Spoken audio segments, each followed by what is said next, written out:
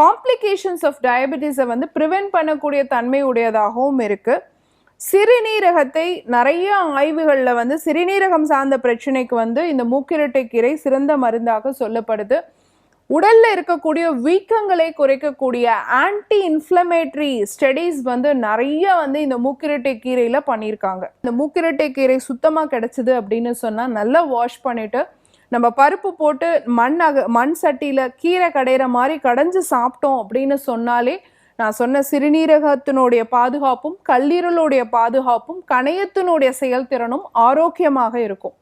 அப்படி இல்லை எங்களுக்கு இதெல்லாம் கிடைக்காது, நாங்கள் இருக்கிற இடத்துல இந்த கீரையெல்லாம் கிடைக்காது அப்படிங்கிறவங்க மூக்கிரட்டை கீரை பொடியாக கிடைக்குது. டெய்லி காலையில் ஒரு 1/2 ஸ்பூன் அளவு தண்ணியில் போட்டு கொதிக்க வச்சு வடிகட்டி குடிச்சிடலாம், இல்லை வடிகட்டாமலும் குடிக்கலாம். எடுத்துக்கிட்டிங்கனாலும் நான் சொன்ன அத்துணை பயன்களும் கிடைக்கிறதுக்கு வாய்ப்பு இருக்குது. ஏன்னா சர்க்கரை நோய்னு